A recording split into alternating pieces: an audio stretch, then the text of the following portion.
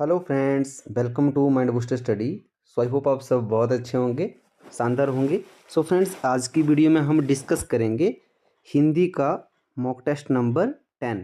इससे पहले आपको बताना चाहूँगा, अगर कोई नए स्टूडेंट हमारे साथ जुड़े हुए हैं तो एक जो है प्लेलिस्ट बना हुआ है माइंड बूस्टर स्टडी चैनल के ऊपर ही, फ्री मॉक टेस्ट करके हिंदी से जो रिलेटेड है। उसमें 9 मॉक टेस्ट 9 मॉक टेस्ट पहले अपलोड हो चुके हैं। अगर आपने अभी विजिट नहीं किया है तो प्लीज़ वहाँ पे गो थ्रू कीजिए, ताकि वहाँ से भी आपको हेल्प मिल सके। और साथ में ही हमारी प्लेलिस्ट एक हिंदी, संपूर्ण हिंदी के नाम से एक प्लेलिस्ट है इसी चैनल के ऊपर, तो वहाँ पे भी आप जो है विजिट कीजिए। वहाँ पे मैंने बेसिक में चीज़ों को बताया हुआ है, जो टॉपिक आपके जितने भी टॉपिक हैं उनको बेसिक से हमने स्टडी करा हुआ है। सो बिना किसी देरी से स्टार्ट करते हैं आज का वीडियो। ये वैसे हिमाचल प्रदेश पुलिस कांस्टेबल का जो एग्ज़ाम है, स्पेशली उसके लिए जो फ्रेम किया गया है, जो मॉक टेस्ट है, मतलब जो भी इसमें टॉपिक हैं वो सभी टॉपिक से क्वेश्चन लिए गए हैं। तो हम स्टार्ट करते हैं आज का वीडियो। तो हमारा जो फर्स्ट क्वेश्चन है वो है अर्ध समृद्ध स्वर है। ऑप्शन नंबर ए आपके पास अ, देन बी ए, देन सी ए ऊ, देन डी ए ई। तो आपका जो करेक्ट आंसर होगा इसमें वो ऑप्शन नंबर बी आपका करेक्ट आंसर होगा। अर्ध समृद्ध स्वर जो है वो ए जो है हमारा अर्ध समृद्ध स्वर है। वैसे अगर कुछ स्टूडेंट ऐसे भी होंगे जो हमारे साथ पहले से जुड़े हुए हैं, उन्हें पता है कि मैंने बेसिक की जो वीडियो दी हैं उनमें मैंने स्वर और व्यंजन, इन दोनों को बहुत ही डिटेल में मैंने जो है पढ़ाया हुआ है।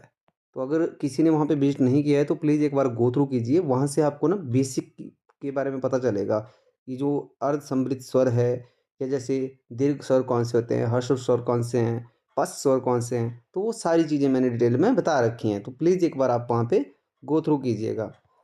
देन नेक्स्ट जो हमारा क्वेश्चन है वो है हिंदी में स्पर्श व्यंजनों की संख्या है। जो स्पर्श व्यंजन है ना, मैंने बताया था आपको कि व्यंजन की जो क्लास थी उसमें बताया था कि स्पर्श व्यंजन कौन से है, अंतस्थ व्यंजन कौन से है, राइट।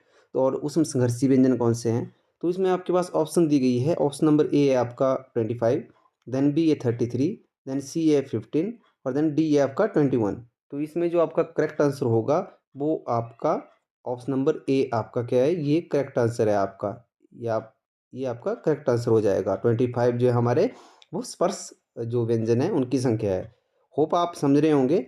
देन और इसके साथ में ना आपको बताना चाहूँगा कि जैसे एचपी पुलिस की अगर मैं बात करूँ, तो एचपी पुलिस का जो सिलेबस है आपका, उसमें आपको जैसे जीके है, इंग्लिश है, मैथ है, रीजनिंग है, राइट। तो हमारे चैनल के ऊपर ना जीके की एक सीरीज चली हुई है जिसका नाम है उड़ान, और वो प्लेलिस्ट भी बना हुआ है उड़ान सीरीज को लेके, किरण मैम उसको रन कर रहे हैं।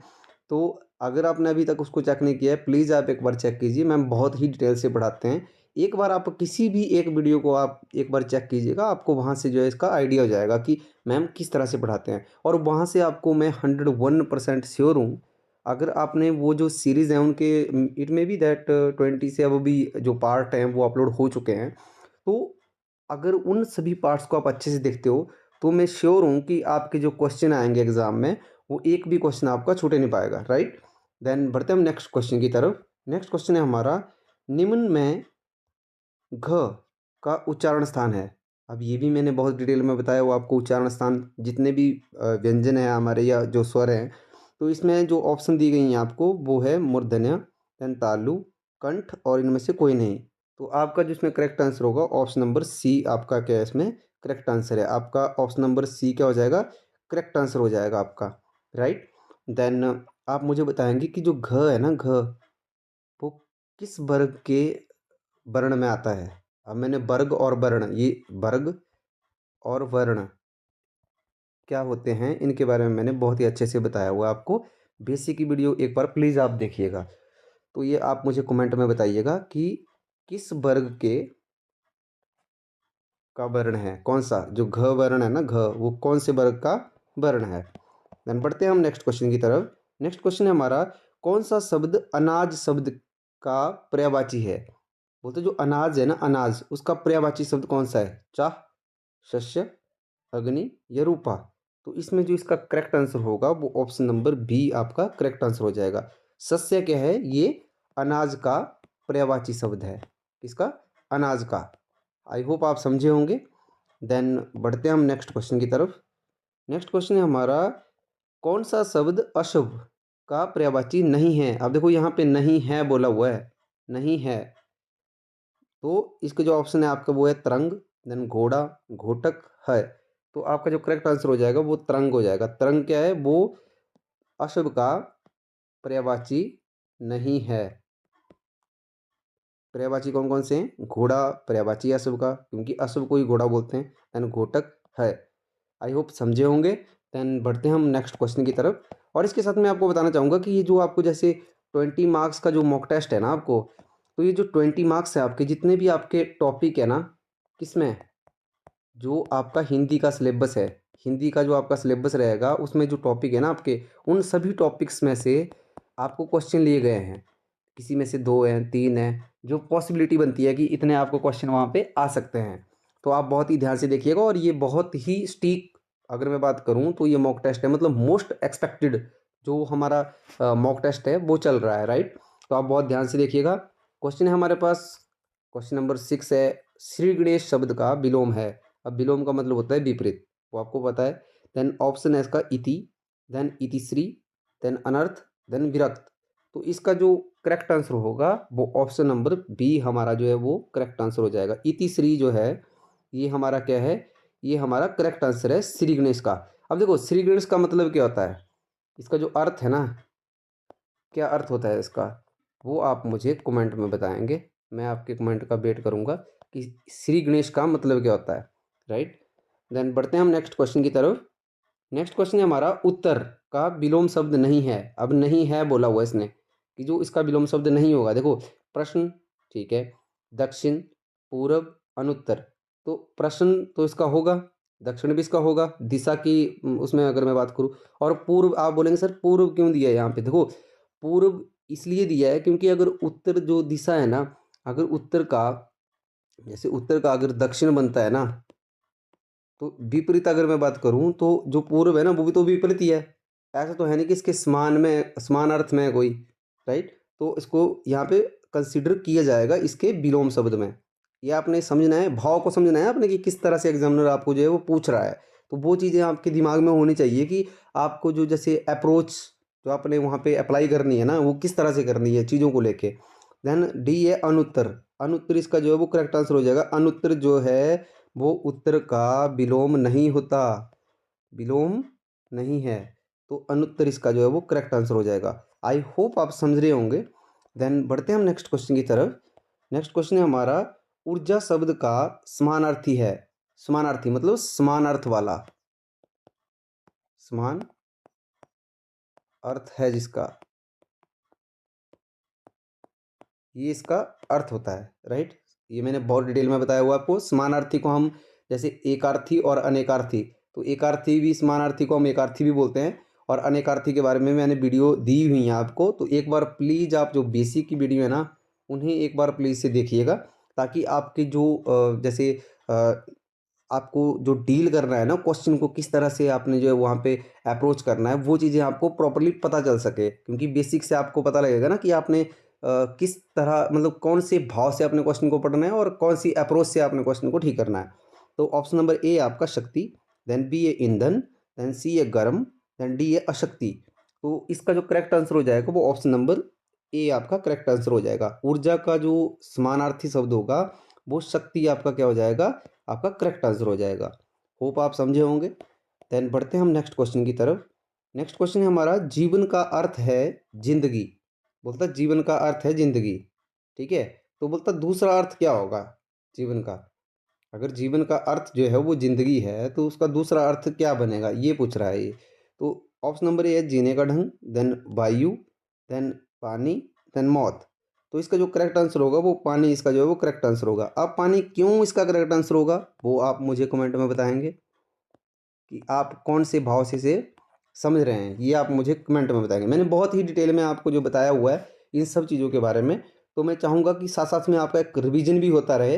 अब सारी चीज़ें तो मैं आपको एक वीडियो में बता नहीं सकता हूँ, क्योंकि जो मैंने प्रीवियस वीडियो दी हुई हैं, प्रीवियस वीडियो जितनी भी मैंने दी हुई हैं, उनमें जो चीज़ें मैं बता चुका हूँ ना आपको, सब चीज़ों को जो मैं बता चुका हूँ, वो चीज़ें आप नेक्स्ट वीडियो में आपका रिवीजन होगा, अगर आप जैसे मैं इस तरह से पूछ रहा हूँ और आप मुझे कमेंट में बताते हो उसके बारे में। होप आप ये चीज़ें समझे होंगे जो मैं आपको समझाने की कोशिश कर रहा हूँ। देन क्वेश्चन है हमारा, निम्न शब्दों में कौन सा स्त्रीलिंग नहीं है? कौन सा शब्द भी हम लिख सकते थे यहाँ पे। कौन सा शब्द स्त्रीलिंग नहीं है? देखो, झील, झूम, शांप, मोती। अब देखो, इसमें पूछा है कि आपका स्त्रीलिंग कौन सा नहीं है, तो ये बहुत ही इजी क्वेश्चन है। ये आप मुझे कमेंट में बताएंगे कि इसमें करेक्ट आंसर क्या होगा। होप आप समझे होंगे। देन बढ़ते हैं हम नेक्स्ट क्वेश्चन की तरफ। नेक्स्ट क्वेश्चन है हमारा, निम्न में से अविकारी शब्द है। अविकारी माने अव्यय। देखो, हर एक वीडियो में मैं अव्यय और जैसे जो विकारी शब्द है ना, उनके बारे में बताता हूँ मैं आपको। और मैं आपको प्रॉमिस करता हूँ कि अंत तक, मतलब जब तक आपका एग्जाम नहीं होता तब तक मैं आपको विकारी और अविकारी, अविकारी मतलब अव्यय शब्द को ही हम अविकारी बोलते हैं, जो विकारी और अविकारी ना उनको मैं आपको याद करवा दूंगा, ये मैं आपसे प्रॉमिस करता हूँ। राइट।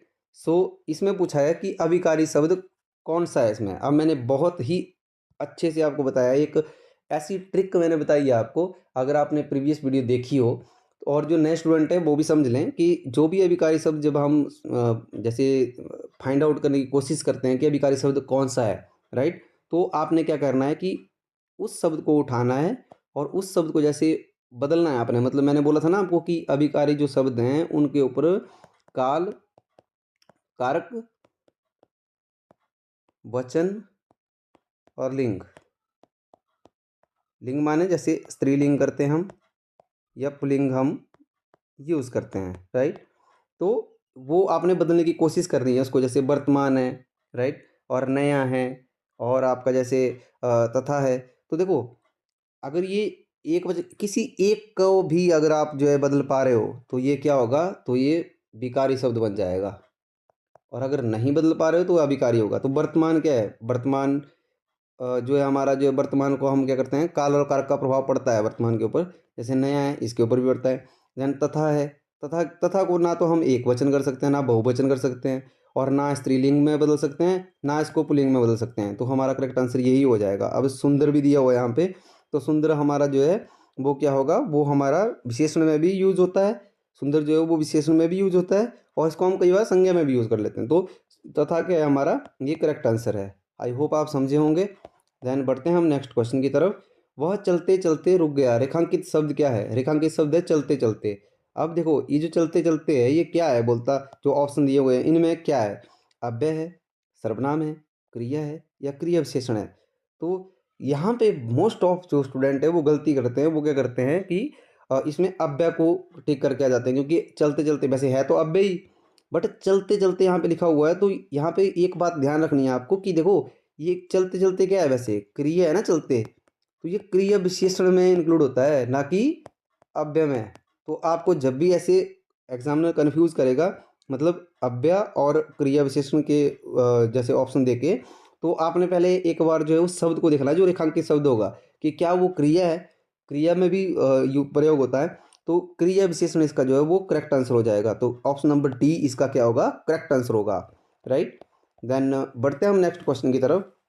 नेक्स्ट क्वेश्चन है हमारा, ऊंट की चोरी निहुरे निहुरे का अर्थ है।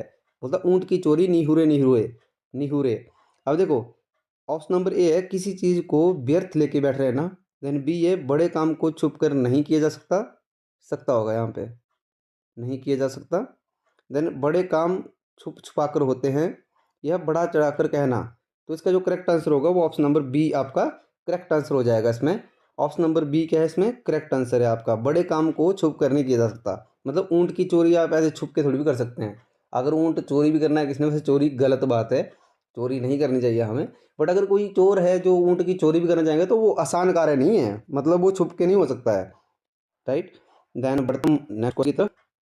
नेक्स्ट सॉरी, सभी दिन होत ना एक समाना। बोलता सभी दिन होत ना एक समाना। एक सेकंड, सॉरी, ये बोल रहा है कि सभी दिन होत ना एक समाना, लोकिति का सही अर्थ होगा। अब बोलता कि समय परिवर्तनशील है। बी ऑप्शन है संकट के समय विचार के लिए सोचना, या सी है मुसीबत आने पर घबरा जाना, और डी है समय अपरिवर्तनीय है। तो इसका जो करेक्ट आंसर होगा वो ऑप्शन नंबर ए आपका क्या होगा, करेक्ट आंसर हो जाएगा। समय जो है वो परिवर्तनशील है। सभी दिन होत ना एक समाना, मतलब सब दिन जो है, सभी दिन एक समान नहीं होते हैं। अगर आज अप है तो कल हमारे डाउन भी हो सकते हैं, और अगर आज डाउन है तो कल जो है वो अप भी होगा। ठीक है, तो हर एक दिन जो है वो एक समान नहीं होता है। ठीक है, ये इसका अर्थ था। आई होप समझे होंगे आप। देन बढ़ते हैं हम नेक्स्ट क्वेश्चन की तरफ। नेक्स्ट क्वेश्चन है हमारा, कुछ गह फोड़ा और ससुर वैद, मतलब कुछ गह फोड़ा और ससुर वैद का सही अर्थ चुने। ऑप्शन नंबर ए है गुण के अनुरूप नाम होना, दोनों का त्याग करना, धर्म संकट की स्थिति में पड़ना, देन मूर्ख में कुछ पढ़ा लिखा व्यक्ति। ये आपका ना मोस्ट रिपीटेड क्वेश्चन है, और ये जो है वो डिफेंस का एक एग्ज़ाम था। मैं याद नहीं कर पा रहा हूँ, आई होप ये वैसे I think UP SI constable से रिलेटेड है वैसे। तो ये वहाँ पे पूछा गया है, तो इसका जो करेक्ट आंसर होगा वो ऑप्शन नंबर सी इसका करेक्ट आंसर हो जाएगा। धर्म संकट की स्थिति में पढ़ना क्या है, कुछ फोड़ा और ससुर वैद, ये इसका अर्थ होगा धर्म संकट की स्थिति में पढ़ना। तो ये जो मैं आपको बताता हूँ ना, जैसे कि ये इस एग्ज़ाम में आए हुए, इस एग्ज़ाम में आए हुए हैं, ये मैंने लिए हैं आपको क्वेश्चन ऐसे हैं जो मतलब कि नहीं एग्ज़ाम में पूछे गए क्वेश्चन हैं, कि जो एग्जामिनर है वो क्या चाहता है आपसे, मतलब किस तरह से आपको जो है वो फंसाना चाहता है कि आप जो क्वेश्चन को गलत करें। बट अगर आप अच्छे से समझते हो तो क्वेश्चन को आप गलत नहीं कर पाओगे। देन क्वेश्चन नंबर 16 है हमारा, निम्न में से मूल धातु की पहचान करो। बोलता मूल धातु की पहचान करनी है। जैसे ऑप्शन नंबर ए है आना, देन बी है जाना, सी है जाए, देन डी है आए। तो मूल धातु अगर मैं बात करूँ तो जो ऑप्शन नंबर डी है आपका वो करेक्ट आंसर हो जाएगा। अ क्या है यहाँ पे, अ एक जो है वो मूल धातु है। क्या है, मूल धातु है। होप समझे होंगे आप। और साथ में आपका जो नेक्स्ट क्वेश्चन है आपका, इनमें से कौन सा शब्द भाववाचक संज्ञा है। अब देखो ऑप्शन नंबर ए जागरण, देन बी है प्राया, सी है अपना, देन डी है सभ्या। अब देखो इसमें जो आपका करेक्ट आंसर हो जाएगा वैसे वो जागरण आपका जो है वो करेक्ट आंसर हो जाएगा। जागरण क्या होगा, वो आपका करेक्ट आंसर होगा। और साथ में मैं आपको बताना चाहूँगा कि कुछ स्टूडेंट का मानना है कि जैसे ये जो आपके चार ऑप्शन है, इन सभी ऑप्शन को जो है वो डिटेल में पढ़ाया जाए। मैं आपको बताना चाहूँगा कि ये सिर्फ मॉक टेस्ट है, मॉक टेस्ट। ठीक है, मॉक टेस्ट का मतलब है कि यहाँ पे आप क्या करेंगे, जो आपने जो पढ़ा हुआ है ना, अगर आपने बेसिक की वीडियो पढ़ी हुई है, जो बेसिक की वीडियो डाल रखी है मैंने इसी चैनल के ऊपर, माइंड बूस्टर स्टडी चैनल के ऊपर, तो आपको जब मॉक करेंगे आप, तो मॉक में सिर्फ आपने जो करेक्ट आंसर है उसको फाइंड आउट करना है। राइट, तो यहाँ पे आपको जो वो पूरा डिटेल में नहीं समझाया जाएगा, क्योंकि जो प्रीवियस वीडियो जो बेसिक की वीडियो है वहाँ पे मैंने आपको डिटेल में समझाया हुआ है, ताकि आपके भी समय की बचत हो सके। और आप एक जिस तरह से आपको क्वेश्चन में एग्ज़ाम में जैसे क्वेश्चन आएंगे, तो उसी तरह से आपको यहाँ पे फील आना चाहिए कि हम यहाँ पे जो है वो क्वेश्चन कर रहे हैं। आई होप आप समझे होंगे। ध्यान बढ़ते हैं हम नेक्स्ट क्वेश्चन की तरफ। नेक्स्ट क्वेश्चन है हमारा, पाठक व श्रोता किस पुरुष के अंतर्गत आते हैं। राइट, यहाँ पे सॉरी थोड़ा टाइपिंग मिस्टेक है। तो पाठक व श्रोता किस पुरुष के अंतर्गत आते हैं।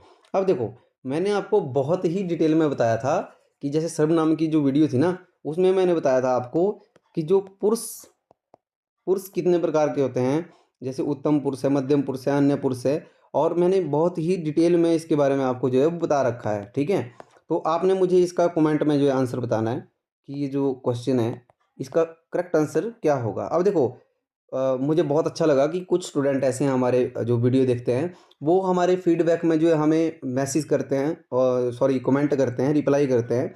मुझे बहुत अच्छा लगा कि आप जो है हमारी वीडियोस को जो है पूरा देखते हैं, और तभी आप जो है जो हमारी बेसिक की वीडियो उनको भी देख के आप जो है कमेंट करते हैं। तो मैं सभी स्टूडेंट से रिक्वेस्ट करूँगा कि प्लीज़ आप जो है कमेंट कीजिए, ताकि उससे हमें क्या होता है एक फीडबैक मिलता है। अगर मैं प्रीवियस वीडियो की बात करूँ तो वहाँ पे भी कुछ स्टूडेंट के जो है वो कमेंट आए थे, मुझे बहुत अच्छा लगा कि आप उस चीज़ को फॉलो कर रहे हैं। राइट, तो ये आपके लिए ही हेल्पफुल है। अगर आप कमेंट करते हैं तो आपको एक तो सही आंसर का आप वहाँ से जो है वेरीफाई कर सकते हैं कि ये सही है या ये गलत है, और दूसरे आपकी जो नॉलेज है वो एनहेंस होती है इन सब चीज़ों से। राइट, क्योंकि जो क्वेश्चनिंग है ना वो बहुत ज़रूरी है स्टूडेंट के लिए। अगर क्वेश्चनिंग ख़त्म हो गई ना, जैसे क्वेश्चन करना ख़त्म हो जाता है अगर, तो आप पढ़ नहीं रहे हैं एक्चुअल में, तो आप रट रहे हैं चीज़ों को। क्या कर रहे हैं आप, उसको रट रहे हैं। और रटना क्या है, रटना सिर्फ कम टाइम के लिए होता है, मतलब शॉर्ट टाइम की अगर मैं बात करूँ तो शॉर्ट टाइम के लिए होता है रटना। और अगर आप समझते हैं चीज़ों को, तो आपको एक बार जो है जैसे आपने कोई भी सब्जेक्ट या टॉपिक पढ़ा, तो उसके बाद आपके मन में जो है क्वेश्चनिंग होगी कि ये क्यों है, कैसे है। आई होप आप समझे होंगे जो मैं समझाने की कोशिश कर रहा हूँ। देन बढ़ते हैं हम नेक्स्ट क्वेश्चन की तरफ। नेक्स्ट क्वेश्चन है हमारा, प्रयोग की दृष्टि से क्रिया, जो क्रिया शब्द है ना, क्रिया के कितने भेद हैं? बहुत ही प्यारा क्वेश्चन है। इसमें क्वेश्चन ऑप्शन नंबर ए है 5, देन बी है 6, देन सी है 7, देन डी है 2, 5 6 7 2। तो इसमें जो हमारा करेक्ट आंसर हो जाएगा वो हमारा 5 हो जाएगा।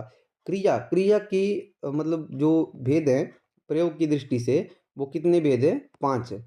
क्रिया 5 प्रकार की होती है, किसके? प्रयोग की दृष्टि से, प्रयोग की दृष्टि से। होप आप समझे होंगे। देन बढ़ते हैं हम नेक्स्ट क्वेश्चन की तरफ। नेक्स्ट क्वेश्चन है हमारा, प्रयोग के आधार पर पांडु शब्द होगा। देखो सबसे पहले पांडु शब्द जो है ना, इसका जो अर्थ है ना, वो आप मुझे कमेंट में बताएंगे। इसका अर्थ क्या है, ये आप मुझे कमेंट में बताएंगे। मैं वेट करूंगा आपके कमेंट का। मैं देखना चाहता हूँ कि आपकी जो जैसे शब्दावली है वो कितनी अच्छी है, ठीक है। और उससे आपको जो अपने शब्दावली के बारे में भी पता चलेगा। तो ऑप्शन नंबर ए है केवल विशेषण, देन केवल विशेष्य, और सी आपका विशेषण व विशेष्य दोनों, देन इनमें से कोई नहीं। तो देखो पांडु एक ऐसा शब्द है जो विशेषण और विशेष्य दोनों में आता है। क्या होता है? दोनों में आता है। क्या? पांडु जो शब्द है वो विशेषण व विशेष्य दोनों में आता है। तो ये आपका लास्ट क्वेश्चन था, लास्ट बट नॉट लिस्ट। तो आई होप आपको वीडियो पसंद आई होगी। अगर आपको वीडियो पसंद आई है तो प्लीज़ आप चैनल को जो है एक तो लाइक कर लीजिए, क्योंकि बहुत सारे स्टूडेंट वीडियो देखते हैं बट वो लाइक नहीं करते हैं। तो मैं रिक्वेस्ट करूँगा कि लाइक कीजिए आप, उससे हमें मोटिवेशन मिलता है। और साथ में आप वीडियो को जितना हो सकता है उसको शेयर कीजिए। जो भी आपके जैसे कलीग्स हैं या कुछ आपके जैसे रिश्तेदारी में जैसे कोई स्टूडेंट है, फ्रेंड्स हैं आपके, उनको भी आप शेयर कीजिए ताकि उनको भी उससे जो है क्या हो, हेल्प हो सके। और साथ में मोस्ट इम्पोर्टेंट, आप ना हमारे चैनल को सब्सक्राइब कीजिए। अगर आप चैनल सब्सक्राइब करेंगे तो हमारी जो न्यू वीडियो होगी ना, वो आप तक सबसे पहले पहुंचेगी। मतलब वहाँ पे एक आइकन होता है, बेल आइकन को आपने हिट करना है ताकि जो वीडियो है आपकी ना, वो जो अपडेट है वो आप तक जो है वो जल्दी पहुँचे, राइट। और आपको जो उन चीज़ों के बारे में पता चले ताकि वहाँ से आपको जो आपके एग्ज़ाम से रिलेटेड जो है वो हेल्प हो सके। तो आज की वीडियो में इतना ही, मिलते हैं नेक्स्ट वीडियो में। तब तक आप अपना ध्यान रखिए, स्वस्थ रहिए। जय हिंद, जय हिमाचल।